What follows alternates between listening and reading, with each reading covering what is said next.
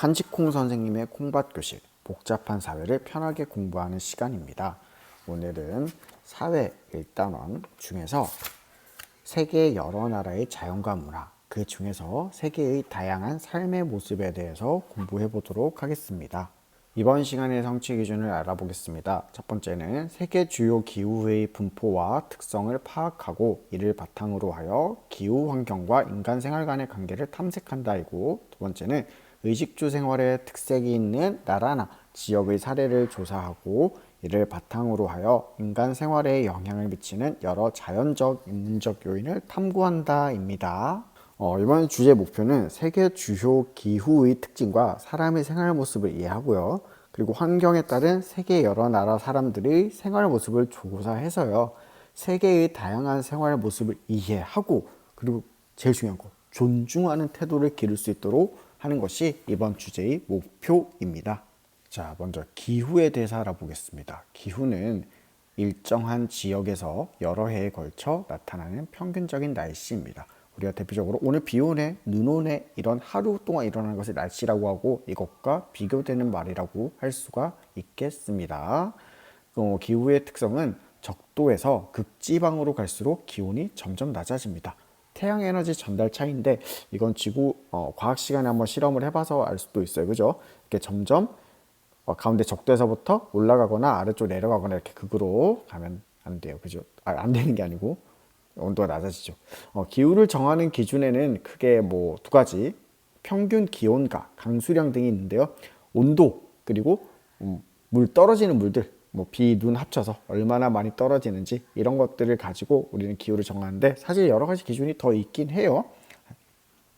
먼저 열대 기후에 대해서 알아보겠습니다. 열대 기후는 적도와 가장 가까이 있는 지역의 기후를 열대 기후라고 하는데, 색깔만 봐도 빨갛죠. 1년 내내 기온이 높고 강수량이 많습니다. 그러니까 덥고 비도 많이 오고 이렇게 물이 많이 떨어진다는 거죠. 그러니까 조금 촉촉하게. 그래서 비가 많이 내려서 밀림, TV에서 본 적 있죠. 숲을 막 가득 차 있는 그런 밀림을 이루는 곳도 있고요. 그리고 건기와 우기, 그러니까 비가 안 올 때랑 비가 많이 올 때가 번갈아 나타나서 초원이 넓게 나타나는 곳도 있습니다. 넓은 초원 봤죠?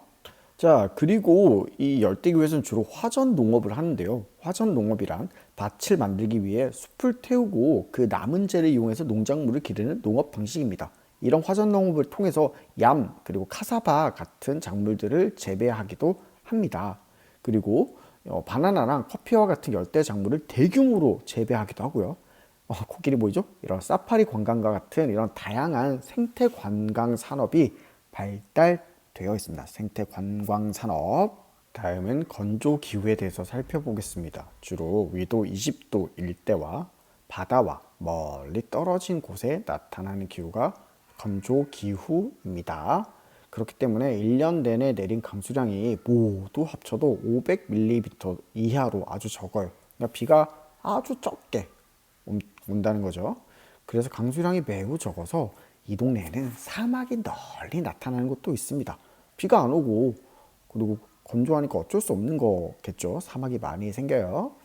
그리고 약간의 비나 눈이 내려가지고 초원이 넓게 나타나는 곳도 있어요. 그러니까 사막이 있는 곳도 있고, 어떤 동네에는 조금 비가 와서 초원이 넓게 나타나는 곳도 있어요. 이런 사막에서는 오아시스나 비가 많이 내린 곳으로부터 우리가 뭐 물이 많이 모이는 곳에서 강의 주변을 중심으로 마을이 형성되고 농업이 발달하기도 합니다. 동네 잘 보이죠? 사막에 또 사람 살아요. 그리고 초원에서는 전통적으로 물 그리고 풀 찾아서 가축과 함께 이동하는 유목 생활을 했었습니다. 지금 뭐 하죠, 지금도. 다음은 온대 기후에 대해서 살펴보도록 하겠습니다. 온대 기후는 중위도 지방에 주로 나타나는 기후입니다. 우리나라도 여기 온대 기후에 속한 나라예요. 근데 요즘 약간 열대 쪽으로 바뀌는 것 같기도 합니다. 그죠? 이 온대 기후는 사계절이 뚜렷하고 여름에는 기온이 높고 겨울에는 기온이 낮은 특징이 있어요. 봄, 여름, 가을, 겨울 우리나라 아직 있죠. 그리고 이 온대 기후 중에 서부 유럽에서는 1년 내내 고르게 비가 내리기도 해요. 그러니까 비가 적당하게 아주 이제 사람이 필요한 만큼 이렇게 비가 고르게 내리기도 합니다. 그래서 지중해 지방은 지중해 지방은 좀 달라요. 여름보다 겨울에 강수량이 많기도 해요. 왜냐면 바닷가 근처에 이렇게 영향을 많이 받기 때문이기도 하죠. 그래서 이 동네 사람들은 강수량이 많고 날씨가 따뜻해서 유럽에서는 밀 재배가 잘 되고, 그리고 아시아에서는 벼 농사가 주로 이루어져요. 농사가 아주 잘 돼요. 왜냐면 비가 적당하게 오니까요. 그죠? 그리고 지중해 주변 지역에서는 올리브 그리고 포도도 많이 재배하죠. 뭐 이탈리아 이런 동네에서.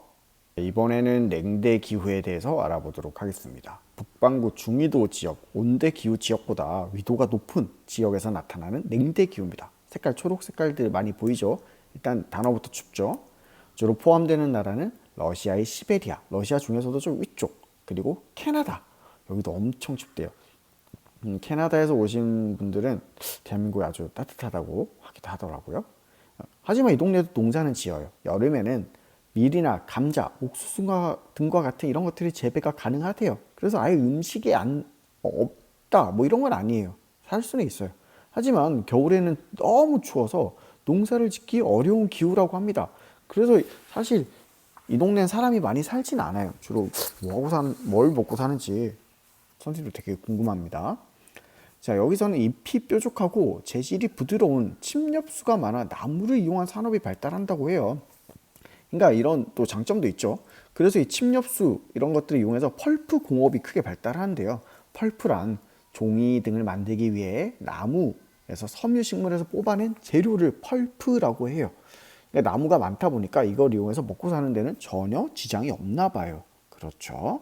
자, 이번에는 한대 기후에 대해서 알아보도록 하겠습니다. 저기 파란 색깔 아래 색깔 보이죠? 고위도 지역에서 주로 나타나며 평균 기온이 낮아서 땅속이 계속 얼어있는 동네, 이런 동네 한대 기후라고 하죠.